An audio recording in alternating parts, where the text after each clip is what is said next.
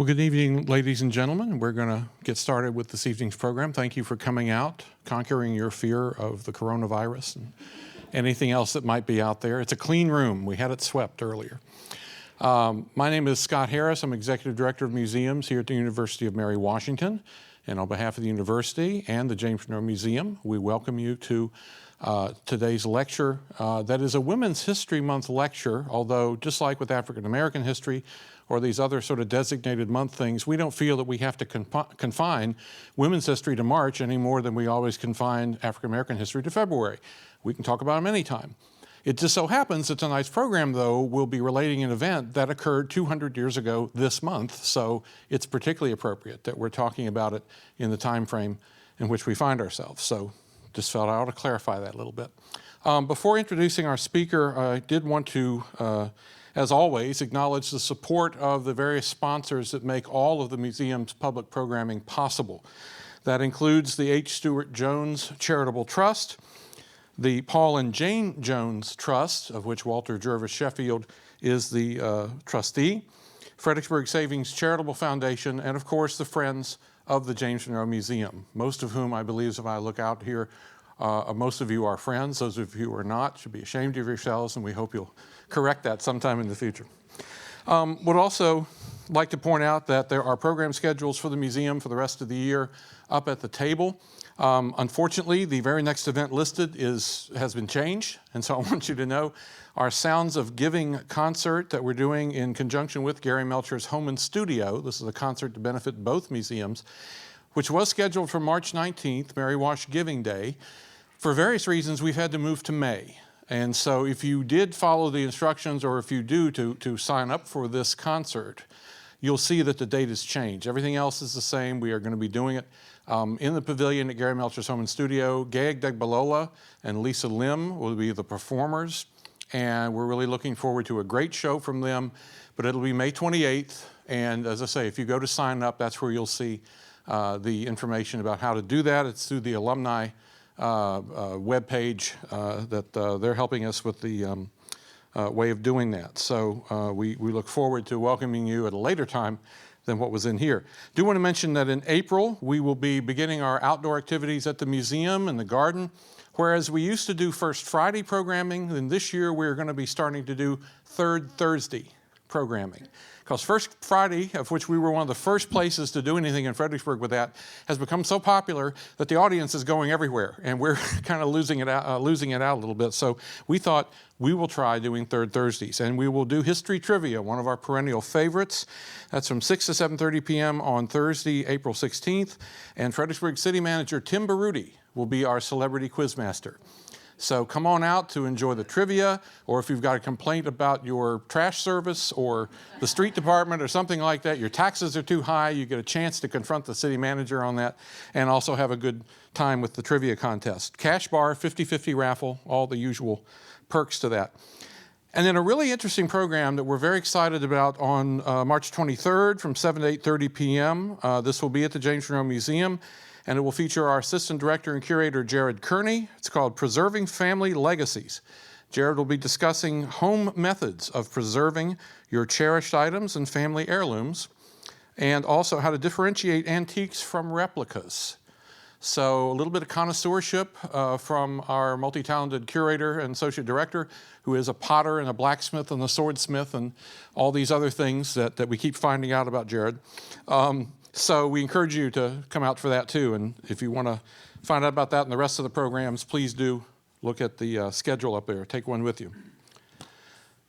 We are very fortunate in looking at tonight's topic to have a genuine expert on it, because Lauren McGwin, who is our speaker tonight, has researched White House weddings, and in particular has brought a considerable amount of attention to the first wedding of a president's child in the White House, that of Maria Hester Monroe marrying Samuel Gouverneur.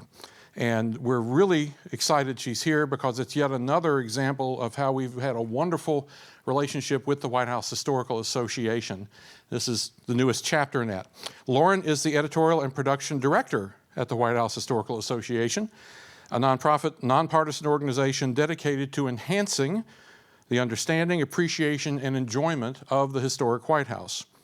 She has produced books on a wide range of subjects related to the history of the President's House and is a regular contributor to the scholarly journal White House History Quarterly, writing on topics such as White House china and furniture, the First Ladies, and White House weddings.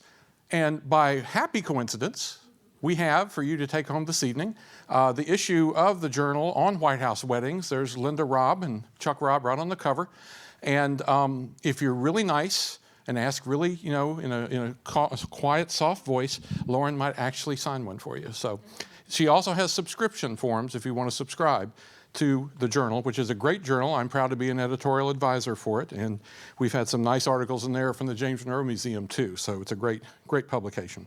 Lauren received her Master of Arts in the History of Decorative Arts from the Smithsonian Associates George Mason University Graduate Program, where she specialized in 19th and 20th century American ceramics and glass. And this is her first time to Fredericksburg, so we hope that you will give her a warm Fredericksburg welcome to Lauren McGwin.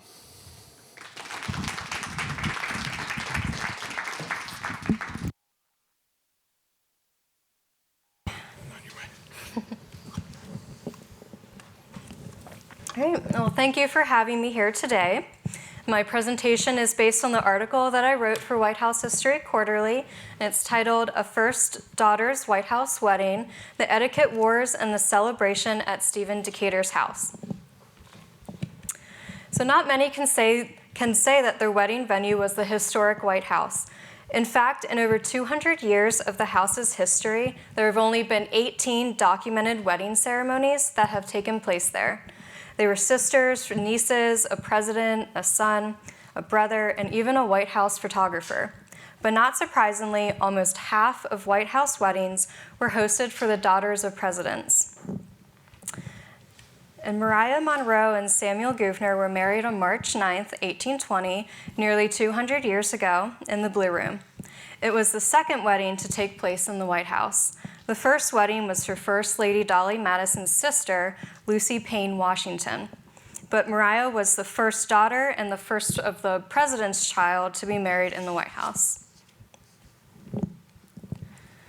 The groom was President Monroe's private secretary, who had lived at the White House from the beginning of his administration. He was the youngest son of Nicholas and Hester Courtwright Gouverneur, a prominent New York family, and he was also Maria's first cousin on her mother's side and considered quite the catch.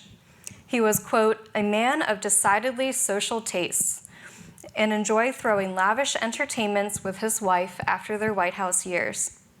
The engagement ring presented to Maria was a rose-cut diamond placed in a delicate gold setting. And her wedding ring is thought to be this simple gold band that's located at the James Monroe Museum collection. 4 years Maria's senior, at the age of 21, Samuel doted on his young bride and was heard remarking before the wedding, quote, I consider myself the luckiest young man in the Republic, for the most adorable creature within its borders has chosen me from all her suitors to be a White House bridegroom. Maria Monroe's wedding was highly anticipated by a Washington society that was accustomed to being invited to all these events, so it came as a bitter disappointment when they weren't. There was only a small marriage announcement in the newspaper after the wedding had taken place, and it only said, married at Washington on Thursday last evening, Samuel Laurence Gouverneur, Esquire of New York, to Miss Maria Hester Monroe, the youngest daughter of James Monroe, President of the United States.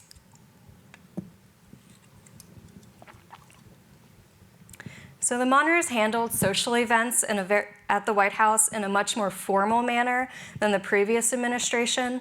During the 6 years the Monroes had lived in Washington, while serving on President Madison's cabinet, the couple rarely entertained.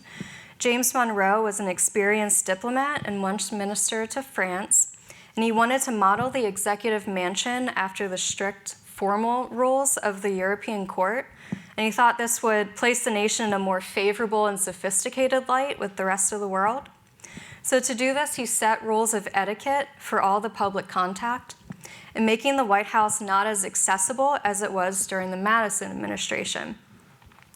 Secondly, he set about to furnish the newly rebuilt president's house with French-inspired court furniture. Now, on the other hand, First Lady Elizabeth Courtwright Monroe was frail, sickly, and unsociable, and she was constantly compared to the friendly former First Lady, Dolly Madison. Mrs. Monroe was often described as aloof, cold, and reserved by the people in society. She was especially criticized for not making first calls on the wives of the diplomatic corps and other dignitaries, which was a practice begun by Dolly Madison. Instead, Mrs. Monroe structured the social activities at the White House based on the European courts, where the wives of the diplomats would call on the royalty first and not the other way around. So when the First Lady refused to make the social calls, the diplomats' wives responded in turn, and the resentment festered between the two. The result was the start of a senseless war on etiquette between the Monroe White House and the Washington Society. John Quincy Adams, the Secretary of State, and his wife Louisa were friends and advocates of the Monroes, and often defended their actions. Louisa Catherine Adams observed, "I am more and more astonished every time I see her, Mrs. Monroe, at the general dislike she seems to have inspired, and can only account for it from the evident superiority of her deportment to the ladies who surround her. She was dressed in white and gold, made in the highest style of fashion, and moved not like a queen, but like a goddess." John Quincy Adams, knowing the foreign ministers and their wives demanded special attention, advised President Monroe to invite them to the newly reconstructed White House before it opened to the public for the first time on January 1st, 1818. The diplomats were temporarily appeased, and the next day said how much they had been gratified by the distinction with which they had been treated at the Great House. But the damage had already been done. The etiquettes of social calls became a widely debated subject. In diplomatic and state letters to President Monroe, John Quincy Adams warned, quote, "It has, I understand from you, been made a subject of complaint that his wife is equally negligent of her supposed duty in omitting similar attention to the ladies of every member of either house who visit during the session.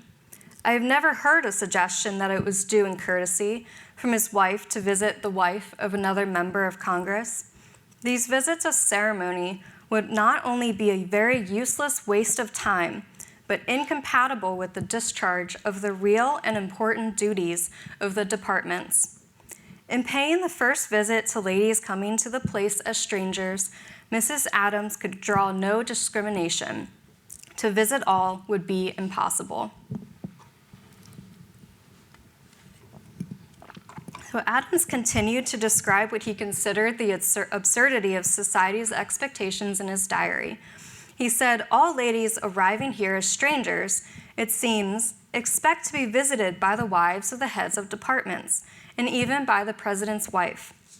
Mrs. Madison subjected herself to this torture, which she felt very severely, but which she, having begun the practice, never found an opportunity of receding. Mrs. Monroe neither pays nor visits any returns. My wife informed Mrs. Monroe that she should adhere to her principle, but not on any question of etiquette, as she did not exact of the lady that she should visit her." Speaker of the House, Henry Clay, even told Louisa Adams that he, quote, "intended to bring a bill to the House on the subject of etiquette," an indication of how important the matters of etiquette had become and how quickly it had escalated. Much of the controversy over the etiquette stemmed from the actions of Monroe's eldest daughter, Elizabeth Monroe Hay, or Eliza for short, who because of her mother's failing health had assumed the role of the First Lady. She lived in the White House with her husband, George Hay, who was a New York attorney, and having been educated in Paris, adopted the European court customs and a pretty snobbish attitude. If Elizabeth Monroe was responsible for starting the etiquette war, Eliza fueled the fire, and it was Eliza who planned her younger sister's wedding. So Maria Monroe was 17 years younger than Eliza, and she was often described as plain, big-boned, and shy, and she was easily overshadowed by her domineering sister. Eliza didn't think that her 17-year-old sister could plan a wedding and subsequent White House receptions, known then as drawing rooms, and so she took over the task herself. Instead of following the social Virginia style of weddings that was popularized by Dolly Madison, Eliza modeled Maria and Samuel's wedding on the private New York style, inviting only a select few. William Winston Seton, who was a journalist and future mayor of D.C., said of the wedding, "Only the attendants, the relations, and a few old family friends of the bride and groom witnessed the ceremony." Maria's wedding had become collateral damage in the etiquette war Eliza was fighting with society. John Quincy Adams, writing on the day of the event, explained the impetus for such a private wedding. He said, "There has been some further question of etiquette upon this occasion. The foreign ministers were uncertain whether it was expected they should pay their compliments on the marriage or not. The Russian minister made the inquiry of Mrs. Adams. She applied to Mrs. Hay, the president's eldest daughter, who has lived in the White House ever since he had been president, but never visits at the houses of any of the foreign ministers, because their ladies did not pay her first visits. Mrs. Hay thought her youngest sister could not receive and return visits when she herself could not reciprocate, and therefore that the foreign ministers should take no notice of the marriage, which was accordingly communicated to them."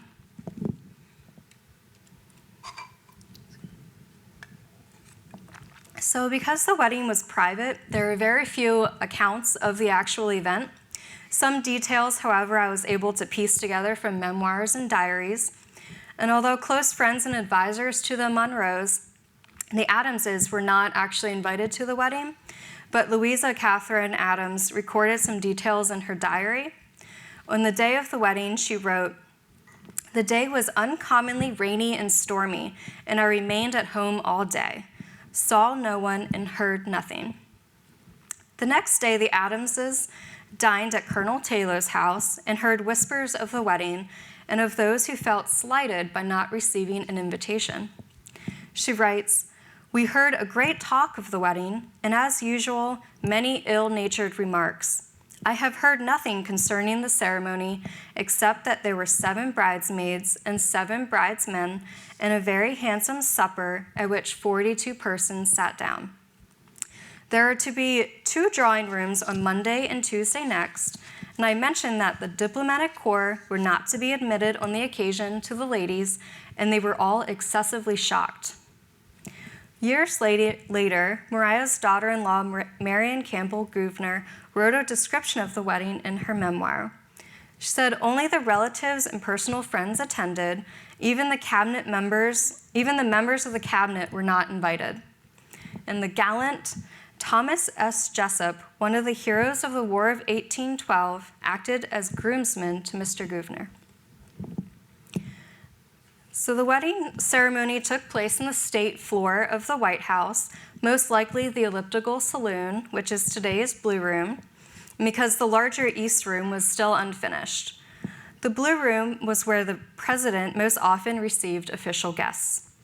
It was furnished to impress with elegant, rich French furnishings and actually had crimson wallpaper at the time. And this room would have been perfect for the important occasion of a president's daughter's wedding. It was described at the time by one visitor as, quote, "a most splendid room." So the Blue Room today is still furnished with many items from President Monroe's White House, including pieces from the suite of carved and gilded furniture purchased in Paris from Pierre-Antoine Bélanger. And you can see here on the left the Bélanger fire screen as it looked when it was reacquired in 2012 for the White House collection by the White House Historical Association and how it looks now after the restoration and regilding project. And it was finally returned just this year to the White House after it had been away for 161 years. And the Bell and J suite was originally upholstered in crimson fabric to match the room. So the blue room wasn't actually decorated in shades of blue until Martin Van Buren redecorated it in 1837, and it's been blue ever since. But fittingly, the official portraits of President and Mrs. Monroe also now hang in the room that their daughter was married.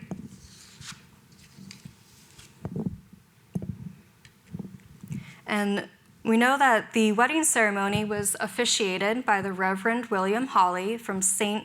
John's Church that's located just across President's Park. And then afterwards, the 42 guests were invited to dine in the state dining room. The state dining room, which can now seat up to 140 guests, was originally much smaller than it is now and served as a drawing room, an office, or cabinet room. So Thomas Jefferson first used the space as his private office, and then when President and Mrs. Madison moved in, it was used, they started using the space for dining. When the White House was rebuilt after the fire in 1814, a second fireplace was added on the west wall, where the portrait of President Lincoln now hangs. And the beautiful gilded and mirrored plateau Monroe purchased in France in 1817 remains in the collection today. And this object would have been used as a grand centerpiece display during the wedding dinner. The plateau consists of 7 mirrored sections, and it measures 14 feet by 6 inches in length when fully extended. So there's no clear record of the wedding dress Maria wore, but one writer speculated it was the same dress of white satin that she had previously worn to the New Year's Eve reception at the White House. At this time, and until the late 19th century, it was common for a bride to wear a gown of colored fabric that could be used at other social functions after the wedding. The young couple discouraged gifts, but they did receive silver flatware in the old Maryland pattern and a pair of Sheffield plate candlesticks engraved with the Gouverneur crest from the President and First Lady. The day after the wedding, the young newlyweds left for a 3-day honeymoon trip, and they returned to a full schedule of festivities in Washington to celebrate their marriage. On Monday, March 13th, and Tuesday, March 14th, the White House hosted the 2 official drawing rooms or receptions. The President and First Lady mingled with the guests at the receptions while Maria acted as the hostess. And the Adamses were among the guests at this party, but the invitation list still remained selective. Family tensions over the wedding were not yet forgotten. The groom harbored bitter sentiments towards his wife's family for not allowing them to plan their own wedding or invite who they wanted to the ceremony. So to compensate, Samuel and Maria planned a series of celebratory balls to be hosted by prominent members of Washington society. For these balls, they wanted to be as inclusive as possible so that they could make the diplomats and members of society happy for those who were not invited to the actual wedding. And the Gouverneurs would also gain freedom from their sister Eliza. Situated so close to the White House, Commodore Stephen Decatur's house was an ideal location and its owner the ideal host to be chosen for the first ball. And you can see here the Decatur house is the building that's on the far right. Commodore Decatur was a naval hero and national celebrity for his heroic actions in the Barbary Wars and the War of 1812. He was the youngest man to be promoted to the rank of captain in the U.S. Navy at the age of 25, and he also helped with the early development of the American Navy. In 1815, Decatur was appointed to the prestigious position of the Board of the Navy Commissioners, which took him and his wife Susan to Washington, D.C. Commodore Decatur was a much-loved and very prominent member of society, and a special favorite of President Monroe and his cabinet. Attending a ball at his house would have been a social highlight and a way for the Gouverneurs to return to society's good graces. Decatur's fashionable 3-story house was built with prize money awarded him for the capture of the British frigate, the Macedonian, during the War of 1812. The Decaturs commissioned Benjamin Henry Latrobe, America's first professional architect and engineer, to design a home with entertainment in mind. Located on the northwest corner of the President's Park, which is now Lafayette Square, the home was the first private residence in the White House neighborhood. And the Decaturs enjoyed throwing lavish parties for society, such as the wedding ball for Maria and Samuel Gouverneur on March 18, 1820, 9 days after their wedding. So from the elegant front hall, the guests would have entered the front door, and they were guided by glittering lamps up the grand winding staircase and received in the 2nd-story drawing room by Stephen Decatur and his wife Susan, who are seen here in portraits by Gilbert Stuart and John Vanderlyn that remain in the Decatur House collection and hang in the upstairs parlor today. The lamplit rooms were furnished with fine furniture and paintings, along with the prime location of the house on the President's Square across from the White House, spoke volumes about the wealth and prestige of the naval hero who lived there. The 2nd story was intended for such a gala as this wedding party. There was a formal dining room on the left and a drawing room on the right, with a company room or guest bedroom in the rear. According to a later inventory, the dining room lacked a large dinner table and chairs, so this would have impeded the flow of guests going around the room. So it's likely that they had folding card tables that were pulled together and covered with cloth that they would use as dining tables at other times. And since the house was newly built, the plaster walls were only whitewashed and there was no wallpaper applied. When the doors were drawn open for entertainment, a steady flow of guests could parade throughout the rooms.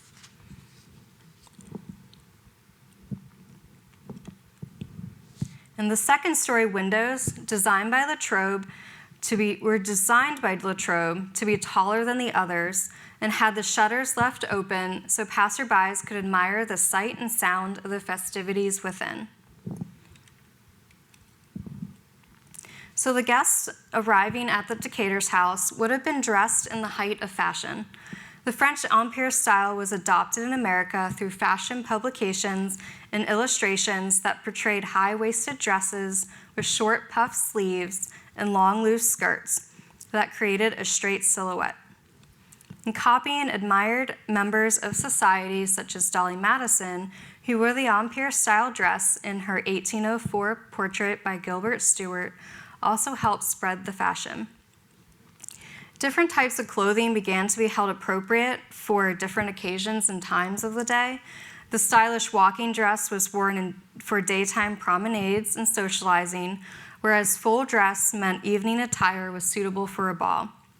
The difference was the amount of skin that was shown, and the evening necklines would be lower and the arms were often exposed. The women invited to Decatur House that evening would surely have been in full dress, but by the 1820s, the Empire style began to be modified. So their ball gowns would have been a little bit more embellished, and the circumference of the hem gradually increased, and the waistline slightly lowered. Stephen Decatur wore full naval regalia, as did guests from the Navy and the Army, while the foreign diplomats and members of Monroe's administration would have been wearing colorful high-cut coats with tails, perhaps in green or claret, to match the silhouette adopted by the women.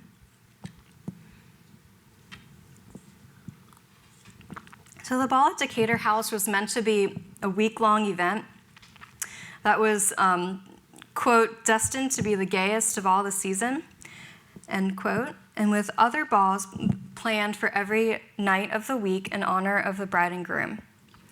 The glamour of the furnishings, the company, the refreshments, and the merriment of the dancing and music created an impressive evening, memorable for all who attended. And the celebration should have continued for days to come. However, few at the party knew about the threat of death hanging over Decatur, not even his wife, as she blissfully played her harp for guests, completely unaware. One of the most detailed accounts of the ball at Stephen Decatur's house was written by a youthful Benjamin Ogle Taylor, later an influential businessman and diplomat. In his memoir, he wrote, "From my observation, I am sure Commodore Decatur foresaw the hazard of his position. The day preceding the duel, I met Commodore Decatur. He looked ill and seemed abstracted. The Saturday before, I was at a party at his house. He seemed out of spirits, and I was particularly struck with his solemn manner and his devotion to his wife and her music as she played upon the harp. The company forming a semicircle in front of her, Decatur himself in uniform, the center of the semicircle, his eyes riveted upon his wife. The party was given to Mrs. Gouverneur, the daughter of President Monroe, then a bride. The Mrs. Douglas of New York, afterwards Mrs. Kruger, and Mrs. James Monroe were among the guests. The next week, there was to have been a similar party at Commodore Porter's. In the course of the evening, Decatur turned and said to Porter, 'I may spoil your party.'" And Decatur's prediction rang true. Although one more small dinner was hosted by the Adamses that Tuesday, early the following morning, on Wednesday, March 22nd, Decatur fought Commodore James Barron in a duel at Bladensburg, Maryland, and was fatally wounded. He was brought back from the dueling field in a carriage to his house in Lafayette Square, where he died in his office later that day. And his office, you can see here, is on the first room on the left of the front entrance of Decatur House.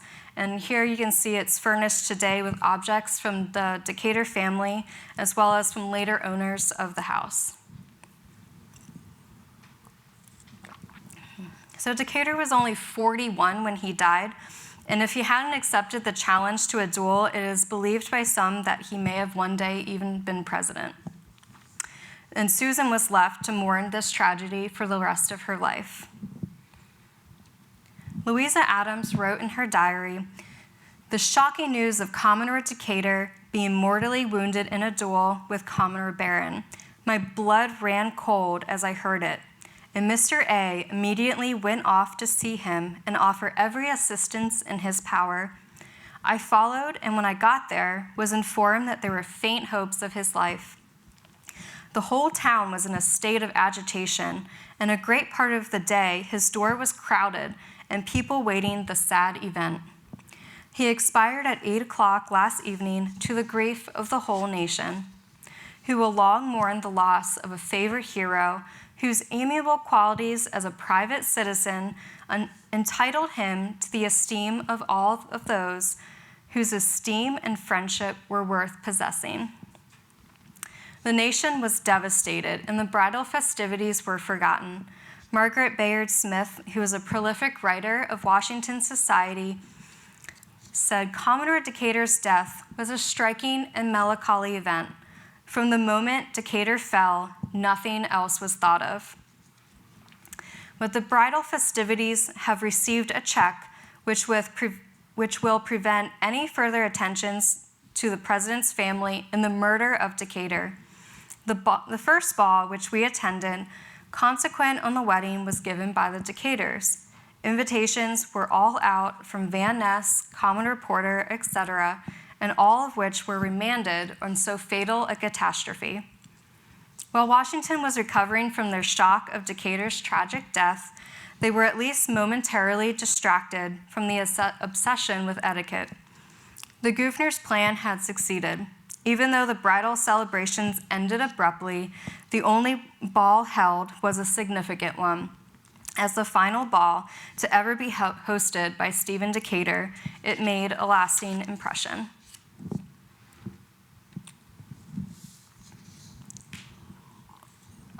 And finally, when President Monroe's term ended in 1825, Maria and Samuel moved to Oak Hill, the Monroe family plantation in Virginia, along with the former president and first lady.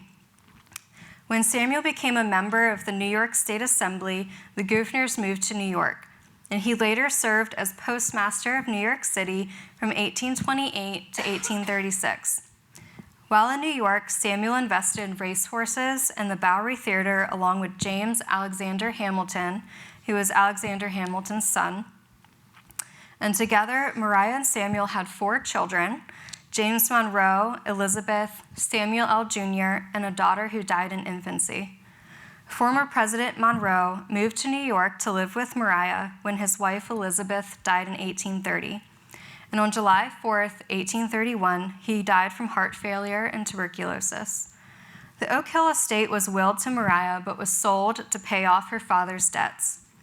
Maria passed away in 1850 at the age of 47, but many of her family possessions have been donated and remain in the collection at the James Monroe Museum and Library. And here you can see such an object was her music book and the pianoforte that was played by her and her mother. So if you're interested in any more information about the Quarterly Journal or the White House Historical Association, you can check out our website at whitehousehistory.org, and I'd also be happy to answer any of your questions. The journal is released 4 times a year and sold individually, and our most recent issue is actually based on all about decorative arts in the White House. So if you want to read more about the Belanger Suite and the Restoration Project, you can get this issue. And that's it for today. Thank you.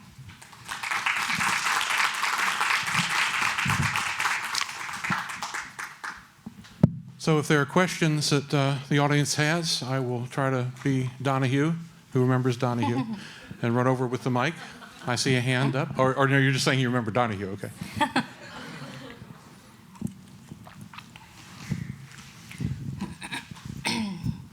What was the cause of the duel in which he died? The duel, I think it was, there was a whole series of letters between Barron and Decatur, and it all stemmed from Decatur. I believe he didn't like the actions of Barron. At one point, I think he went over to overseas during the War of 1812, and Barron and Decatur thought that it was sort of cowardly to, avoid the fighting.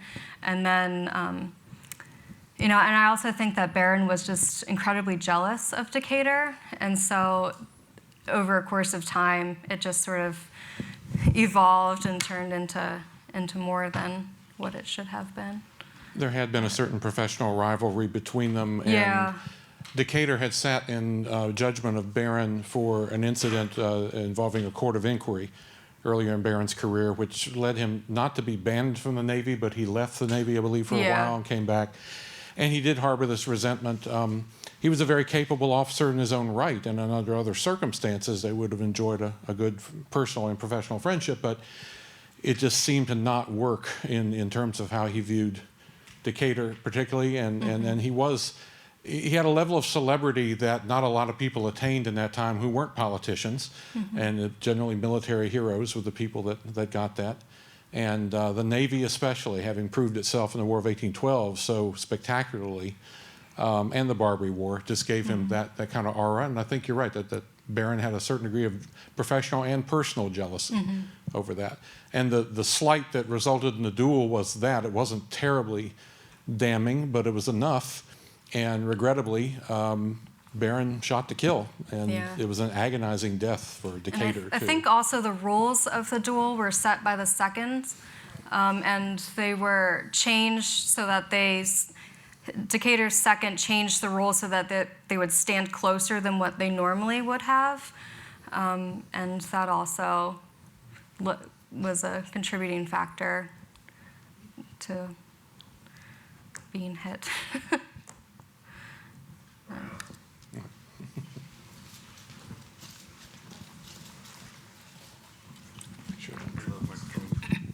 Hi, thanks for coming. So it's interesting. I don't know if you heard this. There's a great live lecture series here at the University of Mary Washington. Just a couple weeks ago, I forget the name of the author. Someone I'm sure will be able to tell us. The talk was about the American duelists. So several of us up here probably were there, and we're coming fresh off of an hour-long lecture on the American duelists. So I want to ask you a question, and it's a sort of a subtle thing. So I think you used the word murder, and if you looked at the drawing you had of the memorial, there was a little Grim Reaper in the lower left-hand corner pointing to the sixth commandment, which is thou shalt not murder. So my question is, was there something particularly nefarious about this particular duel that would cause the public perception to think it was unfair or unjust in some way? Well, I think that Decatur was such a loved national hero, and everybody was so upset that he had been killed that they considered it murder. He was well on his way to becoming president. He was that loved, and thousands on thousands came to his funeral in D.C. So I think just everybody was extremely upset by it. And Barron became an outcast.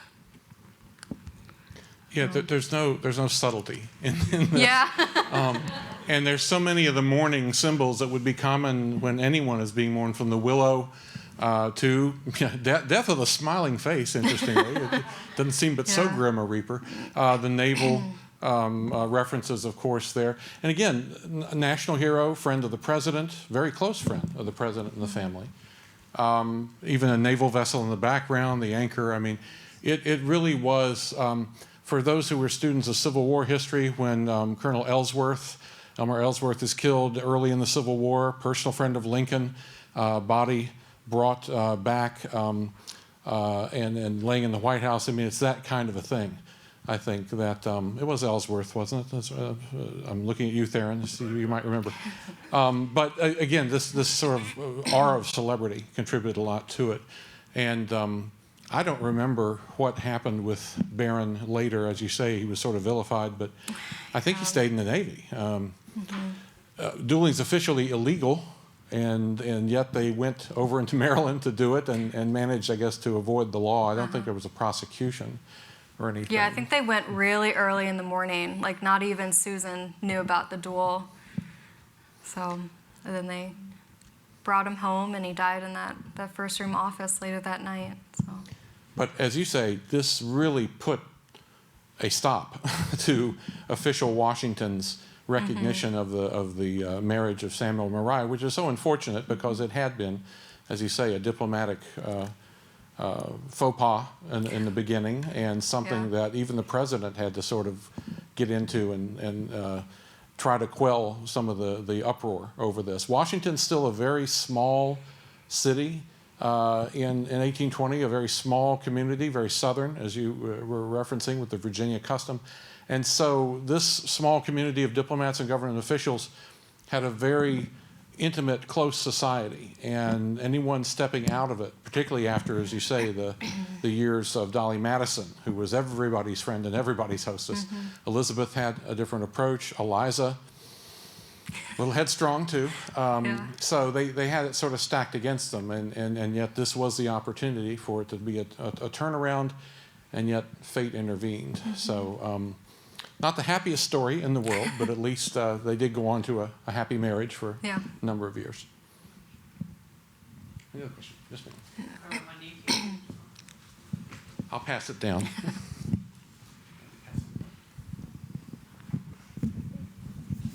I believe that you had said that there were 7 bridesmaids or groomsmen, and I'm thinking you also said there were 42 at the reception. Well, that's, a lot of people, more wedding party. Who all was in the wedding party?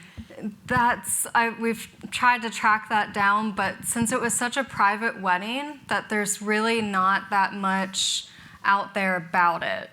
What I was able to find was what I told you, and from the diaries and the memoirs. We know that Jessup was for sure one of the groomsmen, but hasn't really come out to name every single one of the bridesmaids and bridesmen. So they really invited a very select few to their wedding. So everyone, search your attics. Yeah. Call up your neighbors and friends, and if you have old trunks back in the family room, you never know. That's how this stuff gets found sometimes. Well, there'll be opportunity for more conversation with Lauren afterward. We invite you to our little cheese and cracker reception up at the top of the stairs. Thank you for coming out this evening, and we look forward to seeing you at our future programs.